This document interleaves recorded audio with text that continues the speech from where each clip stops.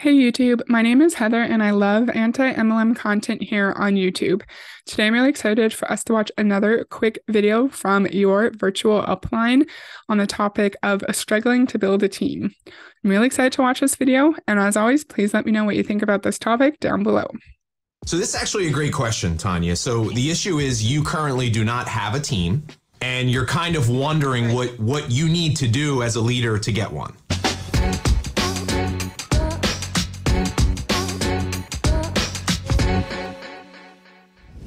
Here's the first important point I'd like to make here, because obviously in our company, we specialize in leadership development. And there's this misconception, and I had it for a long time, that we're only a leader once we have a team. See, for a long time, I felt like once I had a team, then I would be a leader. And what most people don't realize is it's that mindset of not seeing themselves as a leader. That's one of the very things that actually keeps them from having success and growing a team. See, really, Bob? That's the only reason, thinking that we're not a leader if we can't recruit anyone into the business. It's nothing to do with the fact that these freaking companies are structured for the majority of people to be at the bottom and fill up the bottom of the pyramid. So only a couple people at the very top can actually make any kind of money at all and maybe even get rich. And of course, in MLM, everyone is considered a leader, right? Everyone should just automatically have leadership qualities, even though not everyone is born to be a leader. Some people have the ability to develop leadership qualities through training, through learning activities or opportunities, but not everyone is meant to sit there in front of hundreds of people on Zoom and provide training.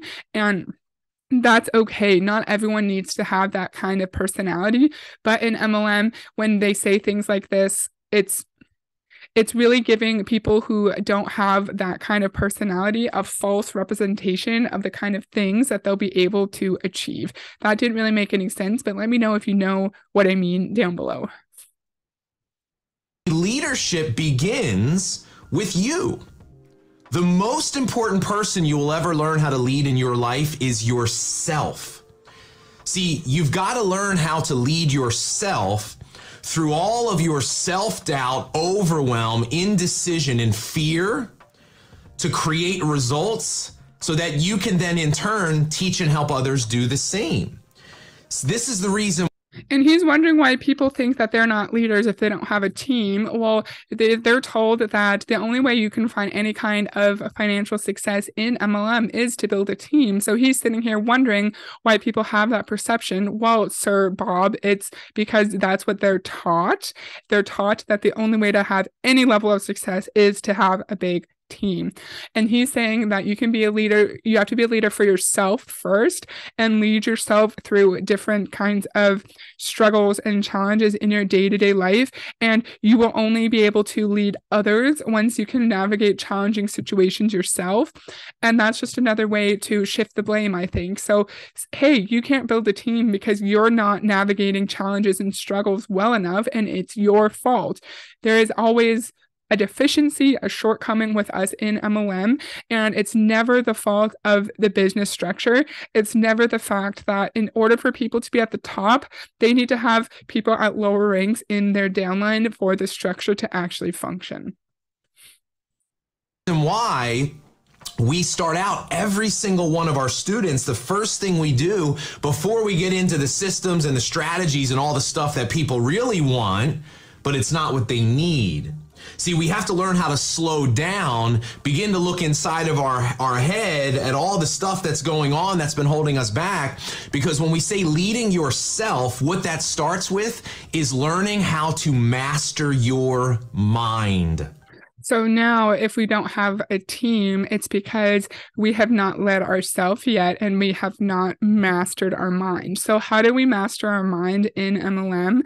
Of course, it's through personal development training. What does personal development training do for us within this context? It's not just about learning how to be a more well-rounded, adaptable adult. Of course, it's about how to keep a positive mindset throughout challenges in your business. When you were told that all you have to do is these 3 tasks, and then you can make a solid part-time income. When that's not happening, you are not supposed to question or complain, even though the situation sucks. You have to keep pushing and find the positives and find the lessons in all of your hardships.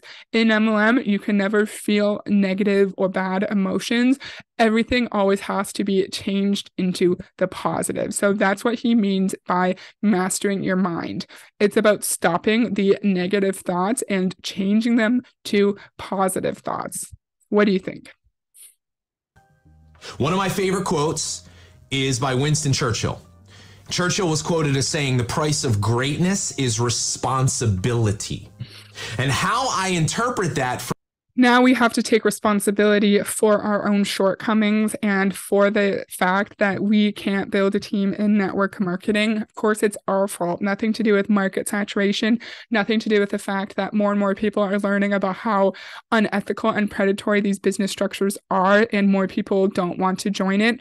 Nothing to do with the fact that our MLM products are overpriced and that there are more reasonably priced products elsewhere for the very same purpose. And we could find similar products in Walmart, and we don't need to spend $90, $100 on our MLM product. Sorry, I'm actually going to let him talk for a sec. For this application is, as a leader, if we truly want to go out and make an impact and a difference in other people's lives, if we want to build a business that gives us freedom, if we want to fulfill a bigger purpose and calling we have for ourselves in the world, we must become responsible for every single thought that we think. And the reality is most people are not. Most people. I don't like that idea too, because I don't like the thought that we can just control everything that we think, because some people can't, and some people need to seek help from a mental health professional in order to have more positive thoughts. That's what intrusive thoughts are. That's what like obsessive tendencies are. Personally, I cannot control every single thought I have, and I'm learning ways to cope with some of my more negative, toxic thoughts. But I feel like you can only be truly in control of every single thought through support from a mental health therapist, and you can't necessarily achieve that goal, achieve that skill just through MLM professional development opportunities from Bob. Do you know what I mean? Does that make sense? People have limiting beliefs about themselves. They have red light stories. They don't see themselves as a leader. They lack belief in themselves. And that's the reason why they never grow and build the kind of business that they want. So Tanya, what about the people who have belief in themselves and have confidence and are good at public speaking and training a team and do exactly what their upline tells them to do, follows instructions to a T, but still has not found any level of success at all? And are you saying that it's their fault that they can't find any success, even though this whole ass system is literally made for a tiny portion of very lucky people to actually make money? I hate that there's always the assumption that people who are failing aren't doing what they're supposed to do, are too shy, aren't stepping out of their comfort zone enough, when uplines, when leaders like Bob don't actually know what these people are going through. And chances are they're probably trying their best and they're probably doing what they're told. The very first thing you need to do before you put the systems in place and find the third-party tools, all that stuff is great, but they're actions. And actions don't create your results, your beliefs do. You have to get really intentional on who you need to be as a leader in your business, because success is not a matter of doing, it's a matter of being. How do you want to feel about yourself? How do you want to feel when you're sharing your business, right? You want to be confident. You want to be inspired. You want to be excited. You don't want to be, sharing your business and secretly hoping that they don't join, because you feel like if they do, you're just going to fail them like the other people that have joined you in the past and failed. See, this is part of. So that's another, I've said this before, it's another way to shift the blame. And so someone might be inviting 100 people a day like they're told to, but then their upline can come back and say, well, you don't have the right mindset when you're inviting people. You're inviting people with the thought, with the hope that they're not going to join you because you are afraid that you're going to fail them as a leader. That's another thing that you can't actually measure. You can't actually prove whether or not someone is hoping someone's going to say no. Just another way to divert the blame from the fraudulent business structure to the individual who is trying their best, who's following directions, and who's wanting to make this work. Part of that stay stuck cycle that we talk about, but it begins with you. Leadership is an inside out game. Success is an inside out game. We have to learn how to lead ourselves, and that means mastering our mind. And the thing that we teach, the instruction manual that we help people with to do that, is called the Formula for Transformation.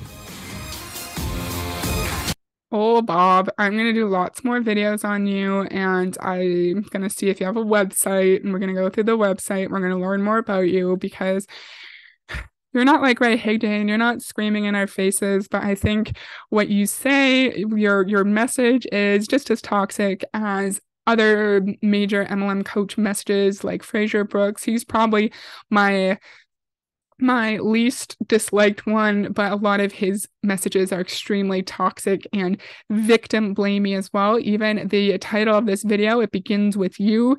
It's shifting the blame to the victim. People are victims of this fraudulent business structure, and if they don't succeed financially, that's how the system was made. That was the purpose of the system, and it's not their fault. It's not their fault if they can't find financial success in an MLM. I feel like I was really repetitive, but I hope you enjoyed this video, and I will see you next time. Bye.